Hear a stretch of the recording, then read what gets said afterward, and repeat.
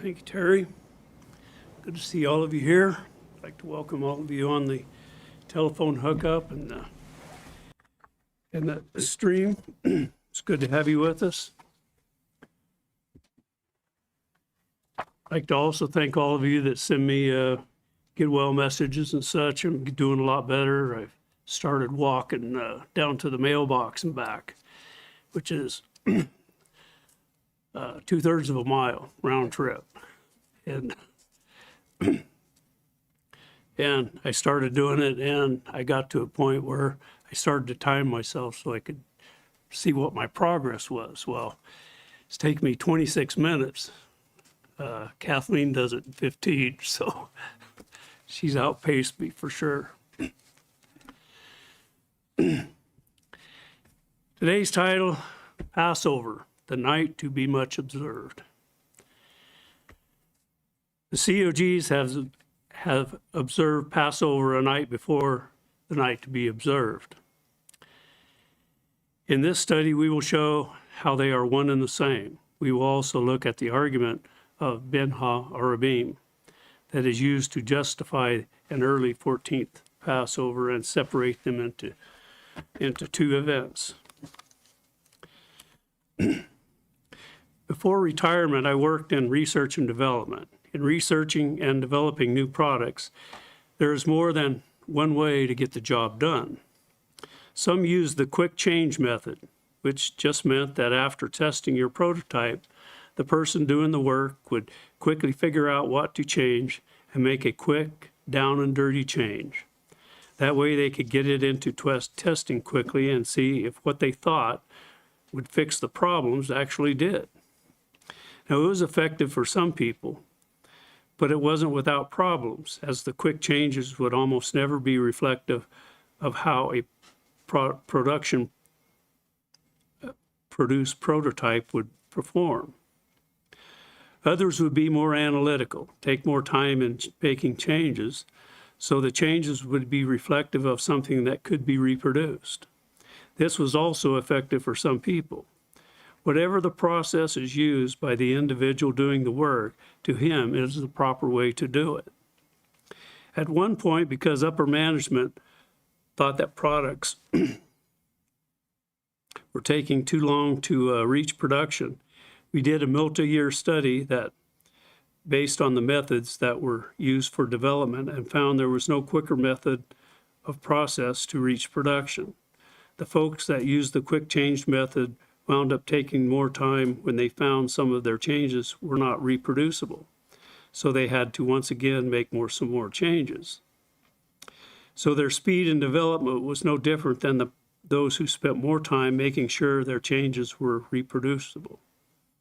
Of course, there were times when the design in the beginning of the project came together more quickly because of the collaboration of those with experience. But it was the exception, partly because collaboration broke down when disagreements arose on process, testing, or who's in charge. Basically, human nature.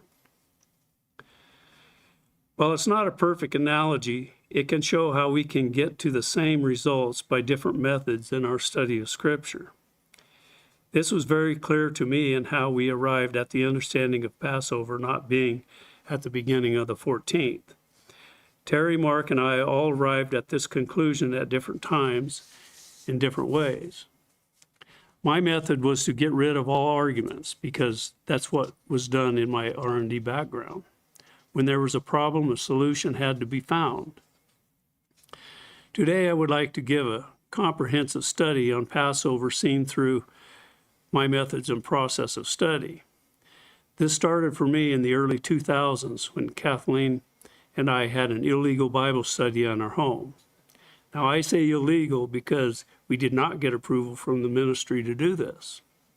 During one of those studies, there was a conversation about night to be much observed, which I wasn't tracking with, so I began to study it more in depth. My method to understand what was being said in Exodus 12:42 was to read the entirety of Exodus 12 to be sure there is no context missed. I copied and pasted the entire context eliminated the verse designation so there would be no perception of context changing because of the artificial breaks of the verses. Now, I realize these scriptures are referred to every Passover, but never in its entirety, just the verses that the speaker wants to bring out for whatever point they are trying to make. Now, Exodus 12 starts with Yehovah giving instructions to Moses and Aaron in Exodus 12. And we'll start reading that in verses 1 through 6 to start with. Exodus 12, 1 through 6. And Yehovah spoke unto Moses and Aaron in the land of Egypt, saying, This month shall be unto you the beginning of months. It shall be the first month of the year to you. Speak you unto all the congregation of Israel, saying, In the 10th day of this month they shall take to them every man a lamb according to the house of their fathers, a lamb for a house. And if the household be too small, too little for the lamb, let him and his neighbor next to his house take it according to the number of the souls. Every man according to his eating shall make your count for the lamb. Your lamb shall be without blemish, a male of the first year. You shall take it out from the sheep or from the goats, and ye shall keep it up until the 14th day of the same month, and the whole assembly of the congregation of Israel shall kill it in the evening. Since this is taken from the King James Version, in verse 6 it says to kill the lamb in the evening. Now I do realize the controversy over the in the evening phrase, which in the New King James Version is translated as twilight, which is translated from the Hebrew phrase Benha Arabim. It literally means between the evenings, and we'll talk a little more on this a little later. Now going on in verses 7 through 12. And they shall take the blood and strike it on the 2 side posts and on the upper door post of the houses, wherein they shall eat it. And they shall eat the flesh in that night, roast with fire and unleavened bread. With bitter herbs they shall eat it. Eat not of it raw, nor sodden at all with water, but roast it with fire, his head and his legs, and with the purtenance thereof. And ye shall let nothing of it remain until morning, and that which remains of it until the morning you shall burn with fire. And thus shall you eat it, with your loins girded, your shoes on your feet, your staff in your hand, and you shall eat it in haste. It is Yehovah's Passover. For I will pass through the land of Egypt this night, and will smite all the firstborn in the land of Egypt, both man and beast. And against all the gods of Egypt I will execute judgment. I am Yehovah. The Passover is eaten in haste, with unleavened bread and bitter herbs, loins girded, shoes on, and staff in hand. This is the point that is overlooked when the COGs say there is an extra day between the eating of the Passover at the beginning of the 14th and leaving Egypt on the 15th.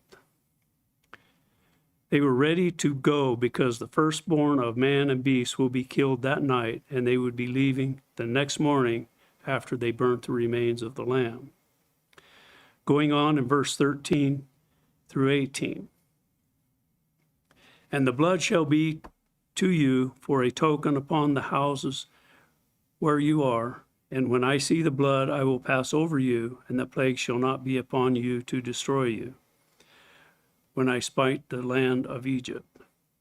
And this day shall be unto you for a memorial, and you shall keep it a feast unto Yehovah throughout your generations. You shall keep it a feast by ordinance forever. 7 days shall you eat unleavened bread.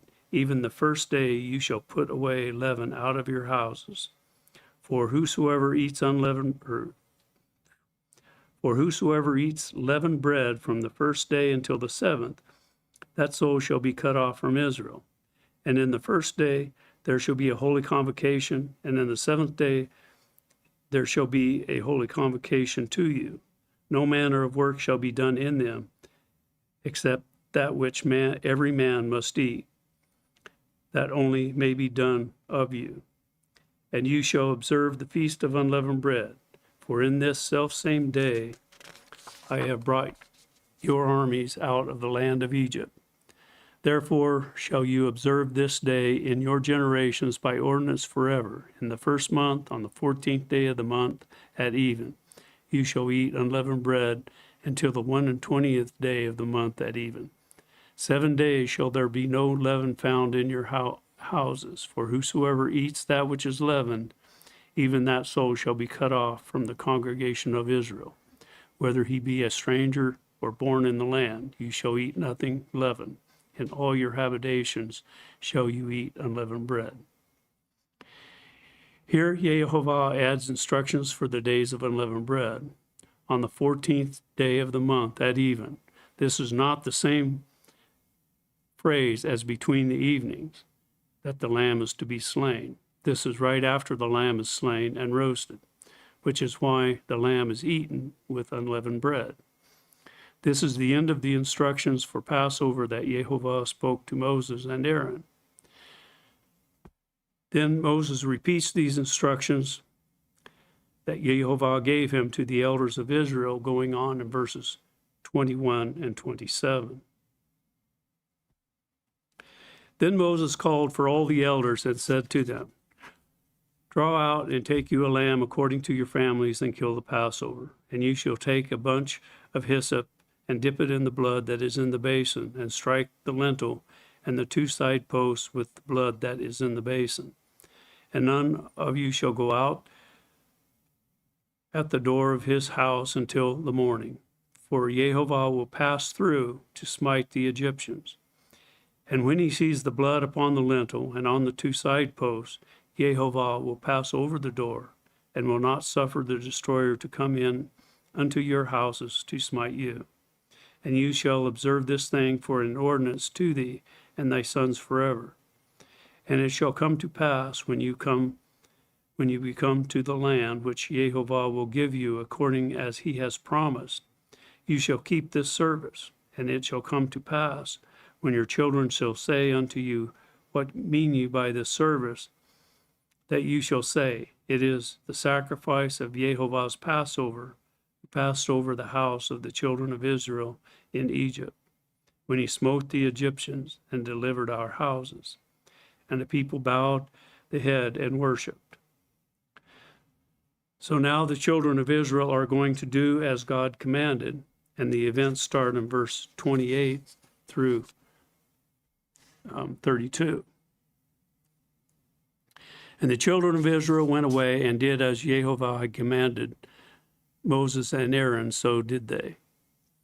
And it came to pass that at midnight Yehovah smote all the firstborn in the land, from the firstborn of Pharaoh that sat on his throne unto the firstborn of the captive that was in the dungeon, and all the firstborn of cattle. And Pharaoh rose up in the night, he and all his servants and all the Egyptians, and there was a great cry in Egypt, for there was not a house where there was not one dead. And he called for Moses and Aaron by night and said, Rise up and get you forth from among my people, both you and the children of Israel. Go and serve Yehovah as you have said. Also take your flocks and your herds as you have said, and be gone, and bless me also. And now we come to the Exodus beginning in verse 33. And the Egyptians were urgent upon the people that they might send them out of the land in haste. For they said, We be all dead men. And the people took their dough before it was leavened, their kneading troughs being bound up in their clothes upon their shoulders. And the children of Israel did according to the word of Moses. And they borrowed of the Egyptians jewels of silver and jewels of gold and raiment. And Yehovah gave the people favor in the sight of the Egyptians, so that they lent unto them such things that as they required, and they spoiled the Egyptians. This is where many suppose that the Egyptians were spoiled. However, let's refer back to Exodus 11 and verses 1 and 3.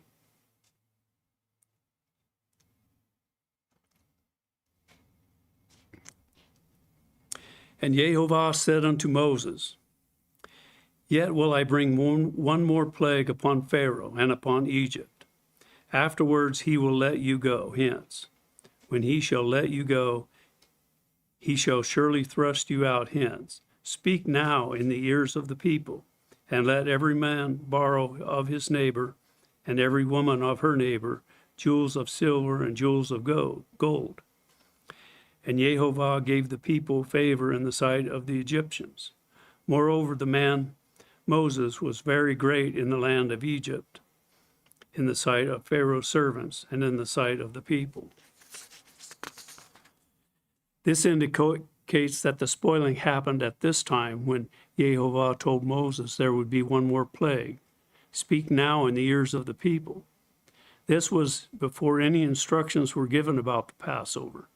The spoiling took place prior to the first day of the first month, and the mention of it in Exodus 12 is just a reminder that it happened. I point this out because it's one of the arguments for the eating of the Passover at the beginning of the 14th and leaving Egypt on the 15th. Going on in verse 37 through 39. And the children of Israel journeyed from Ramses to Succoth, about 600,000 on foot that were men besides children.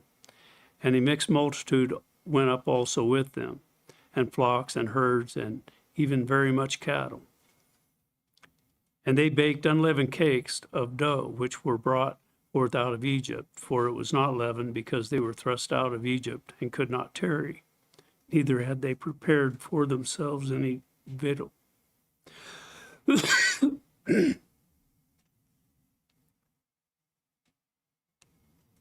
Excuse me. The next part of Exodus 12 is a summary of the journeys of the children of Israel that began 430 years prior to the Exodus and extends to the Passover and Exodus.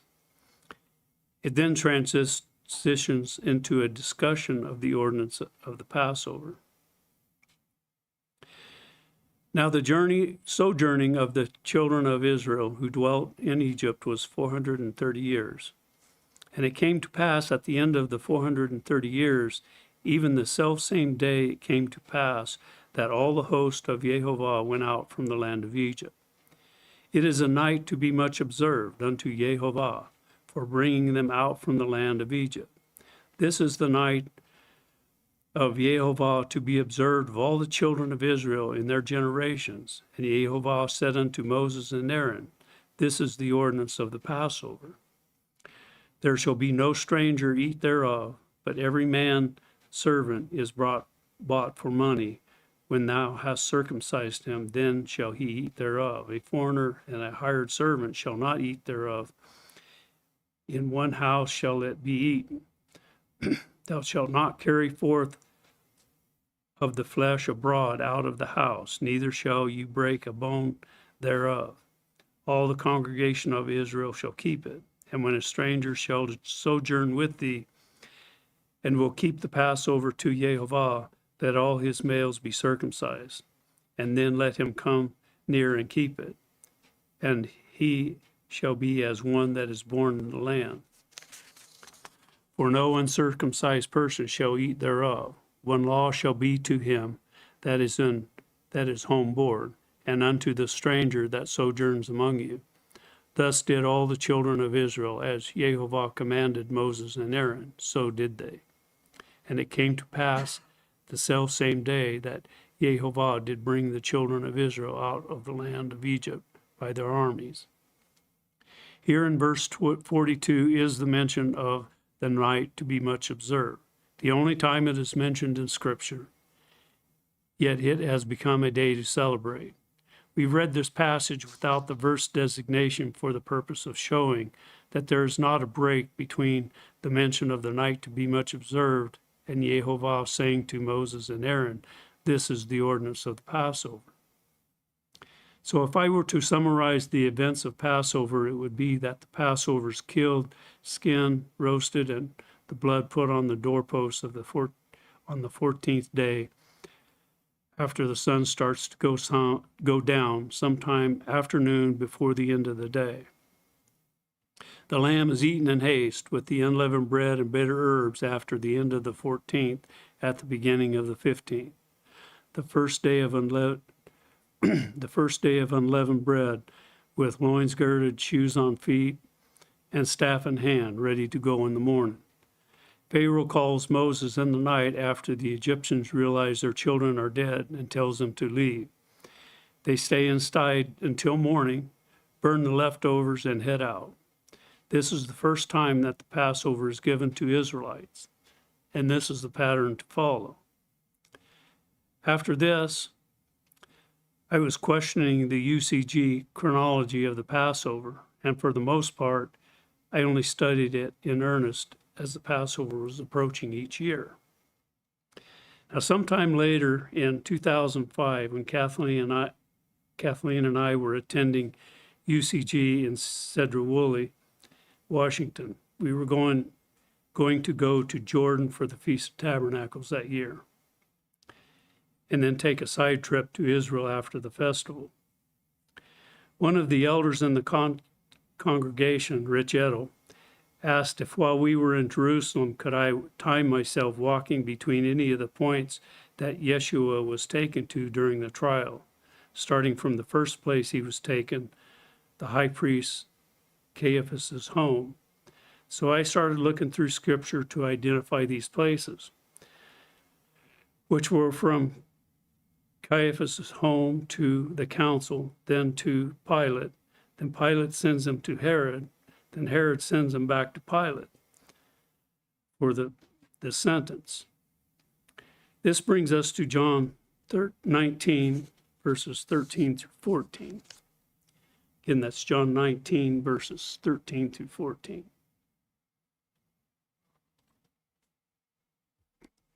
When Pilate therefore heard that saying, he brought Jesus forth and sat down in the judgment seat in a place that is called the Pavement, and in the Hebrew, Gabbatha. And it was the preparation of the Passover, and about the 6th hour. And he said unto the Jews, Behold your king. Now this was a light bulb moment for me. I had been told that the Lord's Supper was the Passover. And here John is saying that it was the preparation of the Passover. Now, both can't be true. This led me to looking at all the scriptures about the Lord's Supper, starting in Matthew 26, where the heading is the Passover with the disciples. Of course, that means it must be true, right? Well, Matthew 26:17. Now the first day of the Feast of Unleavened Bread, the disciples came to Yeshua, saying unto him, Where wilt thou that we prepare for thee to eat the Passover? Exodus 12 says you have to kill the Passover on the 14th, and the first day of unleavened bread starts on the 15th. So here, the chronology of Matthew 26:17 has the first day of unleavened bread happening before the lamb is slain. So now I go back and talk to Rich. So he emailed me a letter that he had submitted to the doctrinal committee of UCG, in which, to my knowledge, he never got a response. It laid out all the problems with the scriptures that were under the heading of the Passover with the disciples. In Matthew 26:17, Mark 14:12, and Luke 22:7, and then compared to John 13:1. In John 13:1 it says, Now before the feast of the Passover, when Yeshua knew that his hour was come, that he should depart out of the world unto the Father, having loved his own which were in the world, he loved them to the end. So John makes it very clear that Yeshua's last meal with his disciple is before Passover. So there is no way that the last meal should be called Passover. When combined with John 19:14 talking of the sentencing of Yeshua as being the preparation of the Passover, it shows again that this event known as the Last Supper is not the eating of the Passover. So are we to look at John being right with Matthew, Mark, and Luke being wrong? No, it's a matter of translation. It's the thing that we know for certain is that the lamb is slain before unleavened bread, which makes Matthew, Mark, and Luke, which use this in their accounts, all should be interpreted as before unleavened bread. To complete the story of our going to Israel for the Feast of Tabernacles, it wound up that we were on a tour bus, and the ability to walk around to different sites was not possible. The other thing that we saw while we were there was the different places of notoriety were determined at a much later date by the Byzantines, and it seemed to be a matter of convenience, such as the place that was designated as where Yeshua hung on the stake was only about 100 feet from the supposed tomb. There was a big stone slab where Yeshua was supposedly laid when he was removed from the stake before taken to the tomb. Many people were there kissing that stone. My impression was this was all contrived, so ultimately I didn't get the info that Rich had wanted. So then we moved in 2006 to Spokane. During this time, I started to concentrate on the differences between two scriptures, John 19:14 and Mark 15:25, mainly because the scholars say that John was using Roman time. And if you look at John 19:14, it says, which we've read before, it says, "And it was the preparation of the Passover about the 6th hour, and he said to the Jews, Behold your king." But Mark 15:25 says, "And it was the 3rd hour, and they crucified him." Now both of these can't be true. Yeshua was sentenced the 6th hour, but crucified the 3rd hour before he sentenced. The reason that this mattered to me was that John's account would have to be the day before Mark's account in order for them to both be true. The Bible scholars, whoever they are, say that John was using Roman time and Mark used Hebrew time, making John's the 6th hour to be 6 a.m. before Mark's the 3rd hour, which would be about 9 a.m. The fact is, the Romans and the Jews of this time both used sundial time. The Romans reckoned the day from midnight to midnight. However, their midnight was the 6th hour of the night, directly opposed or opposite the 6th hour of the day. The 12th hour of the night was just before the 1st hour of the day, and the 12th hour of the day was just before the 1st hour of the night. Now, the proof of this lies within the writings of a Roman, Censorinus, who wrote De Di Natali in 230 AD. I don't know exactly what that means, but he's discussing the natural day and the civil day in chapter 7. Now, the natural day does not include the night, but the civil day starts at midnight and ends at midnight. In the footnotes of this book, Censorinus references a work of Aulus Gellius. I don't know if that's how you say it, and he lived from 125 AD and after 180 AD, who says, "This question has often been argued. When an infant is born during the night, at the 3rd, at the 4th, or any other hour, what day should be regarded as the day of its birth? Should it be that which preceded the night on which it was born, or that which followed?"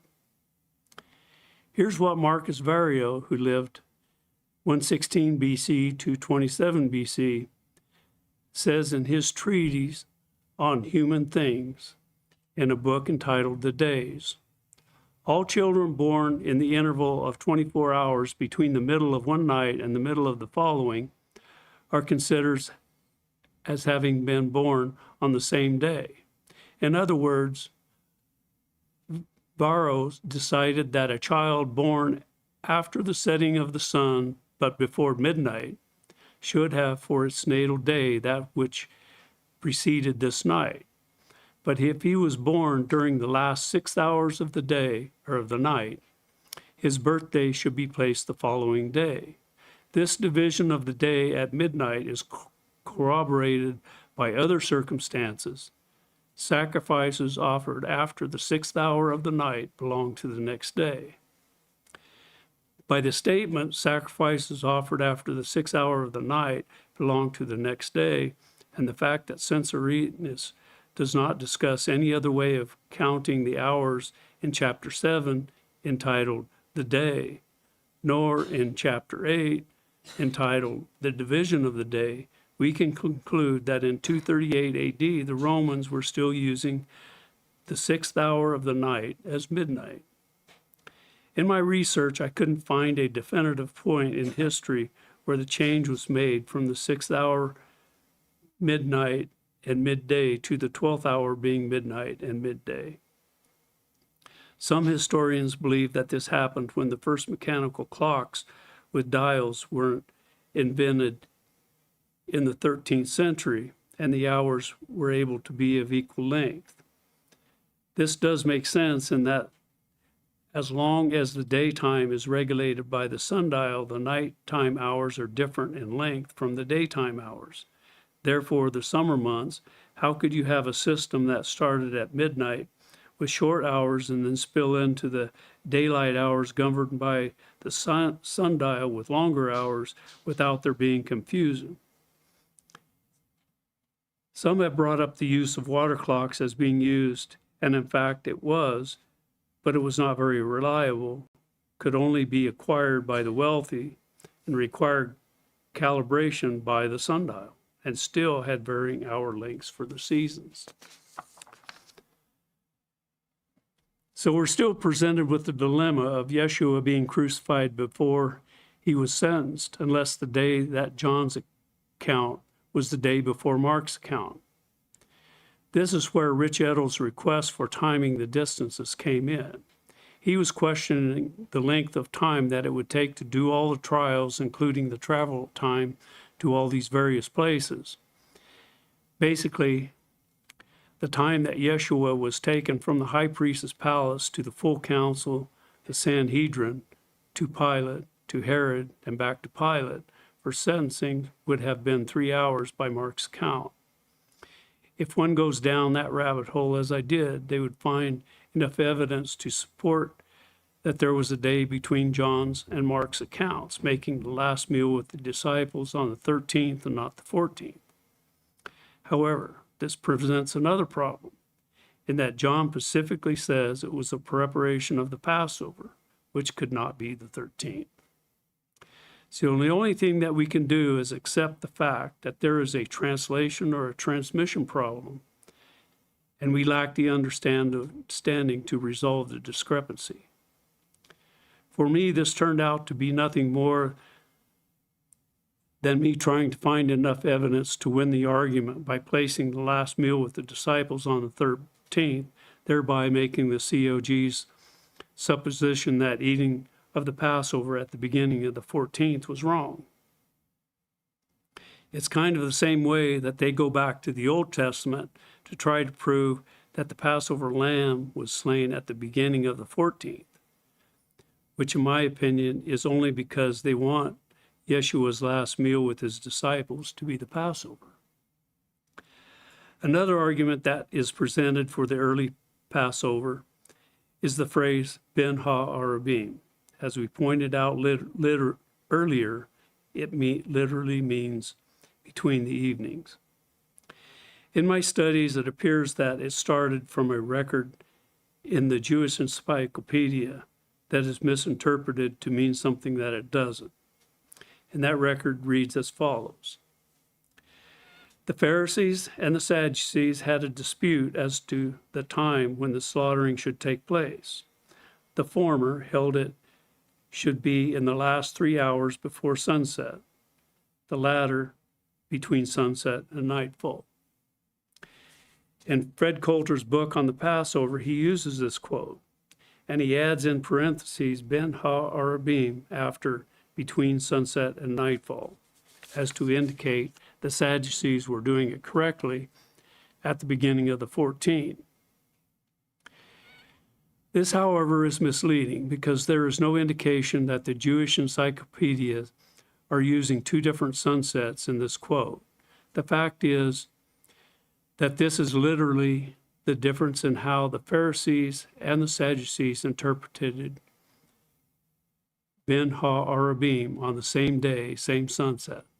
In other words, the Pharisees said that the end of the day is sunset, and the Sadducees said the end of the day was dark. Now, Nehemiah 13:19 states, And it came to pass, when the gates of Jerusalem began to be dark before Sabbath, I commanded that the gates should be shut, and charged that they should not be opened till after the Sabbath. And some of the servants set I at the gates, that there should be no burden be brought in on the Sabbath day. You notice that it says, began to be dark before the Sabbath. This indicates that when it began to be dark, the Sabbath had not yet begun. Does this not support the idea that Sabbath began at a point that it was dark instead of sunset? If this is the case, then this would make the Sadducees and the Pharisees only 3 hours apart in their observances, which is more likely the case than adding words to what the Jewish encyclopedia says on this matter. The point is that if one uses this to support their idea of Benha Arabim, then they are being deceitful in their missive, because you cannot add words or ideas to another person's work if you're being totally honest. It's like saying, this is what they meant to say. There is always an issue when trying to define terms in Scripture with our modern English. Consider that the same term, Benha Arabim, in New King James Version translates at twilight, where the King James Version says in the evening. This is a problem because of how one might view twilight. It's not as well as defined as one might think. There are 3 different twilights. They're astronomical, nautical, and civil. All 3 of the twilights start before the sun comes up and ends after the sun goes down. Astronomical twilight starts when the sun is 18 degrees below the horizon and ends after sunset when the sun is 18 degrees below the horizon. For nautical twilight, it's 12 degrees at the beginning and end. And for civil twilight, it's 6 degrees at the beginning and end. So what does that mean for today? If you think Benha Arabim is twilight and go by astronomical twilight, then you have 1 hour and 25 minutes to kill and roast your lamb. If you go by nautical twilight, you would have 55 minutes, and civil twilight is 25 minutes. The point is, there is no way that we can define terms from ancient Hebrew in today's precise language and terms.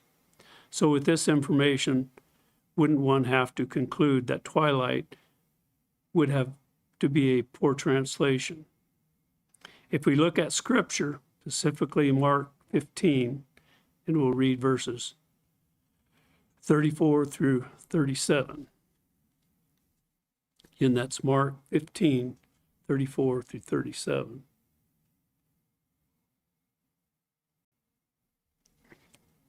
At the 9th hour, Yeshua cried with a loud voice, saying,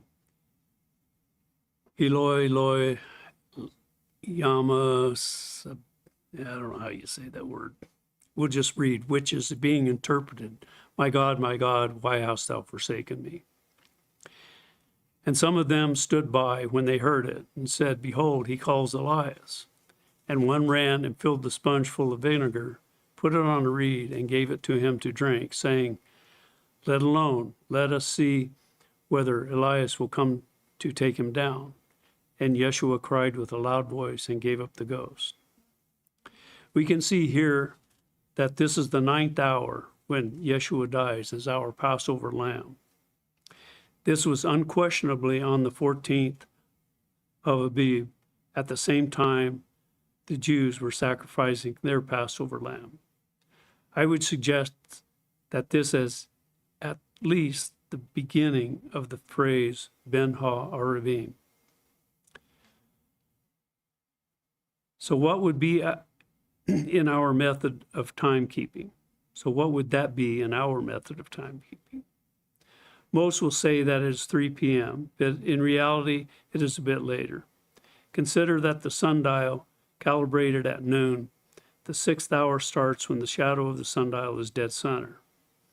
During the Passover in Jerusalem, from today's fixed hours, the daylight hours are 1.1 hours long. So this would make the 9th hour to begin at 3:18 p.m. and end at 4:24 p.m. But then we also have daylight savings time to enter into that, which is going on right now. So that would skew it another hour. So sometime during the 9th is when Yeshua dies. Hours during the time that the sundial was in play varied from less than an hour, less than a fixed hour that we use today in the winter, and in the middle of summer, it is much longer than our fixed hours of today. We know from Jewish historical documents that the evening sacrifice was done at the 9th hour, which according to Exodus 29, verses 38 through 42, is also during this time frame of Benha Arabim. In Exodus 29, starting in verse 38. Now this is that which you shall offer upon the altar, 2 lambs of the first year, day by day, continually. The one lamb you shall offer in the morning, and the other lamb you shall offer at even, Benha Arabim. And with that one lamb, a 10th deal of flour mingled with the 4th part of a hin of beaten oil, and the 4th part of a hin of wine for drink offering. And the other lamb you shall offer at even, Benha Arabim, and she'll do thereto according to the meat offering of the morning, and according to the drink offering thereof for a sweet savor, an offering made by fire unto Jehovah. This shall be a continual burnt offering throughout your generation at the door of the tabernacle of congregation before Jehovah, where I will meet you to speak there unto you. Now, isn't that interesting? Yeshua dies at the 9th hour as a Passover lamb. Scriptural evidence. The Passover lamb per Exodus 12 are sacrificed in the evening, Benha Arabim. That's scriptural evidence. The Jews killed the Passover lambs the 9th hour, which they believed was Benha Arabim. That's historical evidence. The Jews sacrificed the evening sacrifice the 9th hour, which they believed was Benha Arabim. Historical evidence. Here, the scriptural evidence and the historical evidence line up and support one another. I know that this explanation is not going to deter those who are sold on the idea that Benha Arabim supports their conclusion of an early Passover. They will continue to use the whack-a-mole arguments that are not consistent with scriptures, like the Jews were wrong. Were they really? Seems to me that the scriptural evidence shows that they were right. Here's another piece of scriptural evidence that may help in our trying to determine when Benha Arabim is. It's in Deuteronomy 16, verse 6.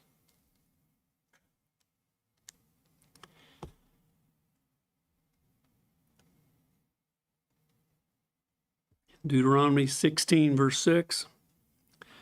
But at the place which Jehovah thy God shall choose to place his name, There thou shalt sacrifice the Passover at even, Arib, at the going down of the sun, Bo-Shemesh, at the season that thou came out of Egypt.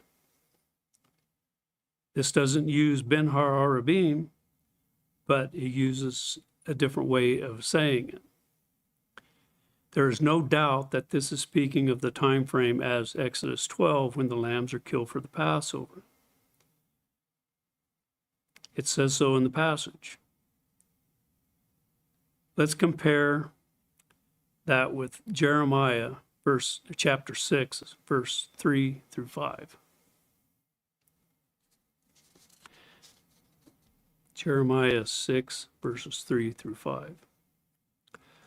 I have likened the daughter of Zion to a comely and delicate woman. The shepherds with their flocks shall come unto her. They shall pitch their tents against her round about. They shall feed every one in his place. Prepare you war against her. Arise, and let us go up at noon. Woe unto us, for the day goes away, for the shadows of the evening are stretched out. Arise, let us go by night, and let us destroy her palaces. In Deuteronomy 16:6, the word for at even is Arib, and in Jeremiah 6:4, the word for the evening is Arib. Therefore, they are both speaking of the same time frame.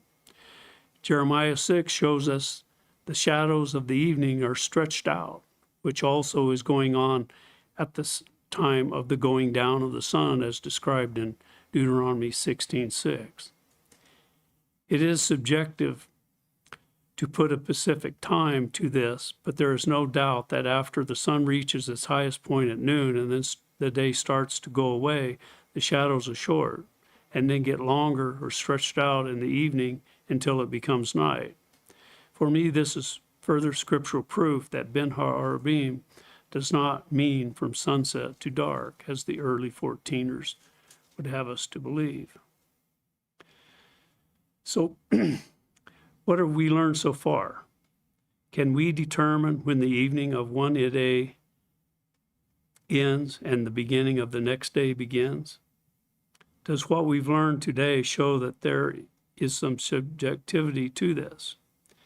Before we go any further, what would be your opinion on these two questions? Does the dawn belong to the day or the night? Does the dusk belong to the day or night? Now, right now, we're going to present you with some pictures.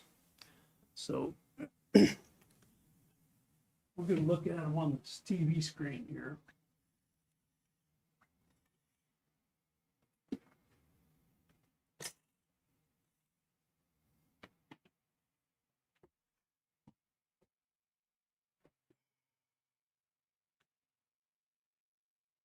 Now, these pictures are the new moon sightings from various places of the country, including some from Canada. Now, by using the sightings of the new moon to determine the beginning of the month, one would have to say that this would also be the beginning of the day. You can say you can't have the beginning of the month without the beginning of the first day of the month, and vice versa. This point in time would be the end of the phrase Benha Arabim. And I hope that reflects that in these pictures. You might not be able to see the moon in them because it's quite small in some of them. Astronomers say that the dawn and dusk belong to the day. Astronomy also considers that dawn and dusk are the portion at the beginning and end of the day that are considered twilight. We must determine which twilight is the one that we would use, and again, it would be somewhat subjective. Every one of these pictures is taken after the sun has set, when it's completely disappeared over the horizon. They range anywhere from 30 to 60 minutes after such sunset as when the pictures were taken, which would mean that of the three different twilights expressed in astronomy, the ending of the civil and nautical twilights would fall in the range of these photos. Keep in mind that when you view these pictures, that when taking a picture toward a light source, such as the horizon after the sun has set, it will appear a little lighter than it would if you were there. If one were to turn around and take a picture in the opposite direction, the outcome would be a much darker picture, probably blurred because the camera would sense a lack of light and slow the shutter speed. Look at how little detail there is in the foreground of some of these pictures. Most of them, the foreground is very black. There are a range of months that these pictures were taken, a range of location with a range of amateur photographers. Now, these photographers and locations are Ann Tannert in Arizona, Lisa Williams in Missouri, the Yon Crew in North Saskatchewan, Austin Wilt in Montana, Harum and Cheryl Enzing in Mount Vernon, Washington, Astrid Cooper in Colorado, Paula Smith in Texas, Kirsten Nelta in Spokane, Les King in Cheney.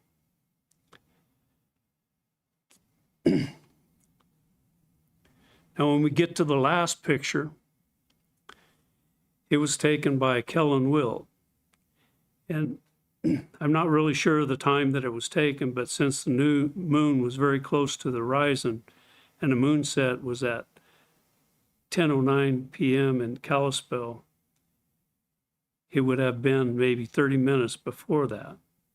What is interesting about this picture when it gets here is that you can see the outline of the moon beyond the crescent.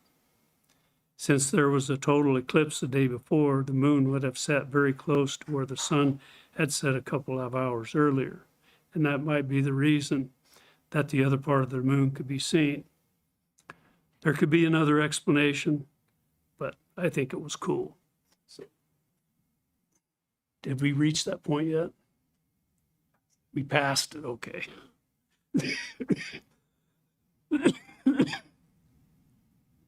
When I look back, since we began the first visible crescent to begin the month, I can see how the observation has increased some of our understanding about some of the things covered in the studies.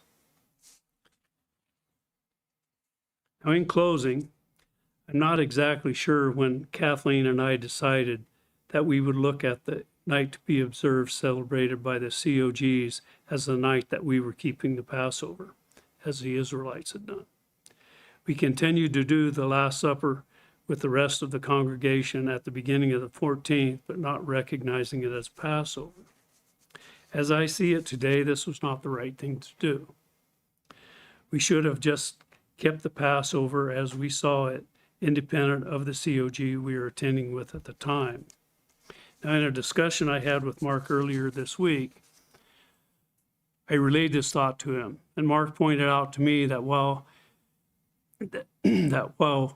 we're in the box, the COG box, it's difficult to step outside for a variety of reasons. That box had everything figured out, so you wouldn't have to think about it, all wrapped up with pretty little bow on top. So we stepped out of that box at the Passover during COVID, as did a number of others in this congregation. We have no regrets, although I'm sure that many of our friends think that we are crazy. So, is it so bad to be thought of as crazy than to do something that you know to be is wrong?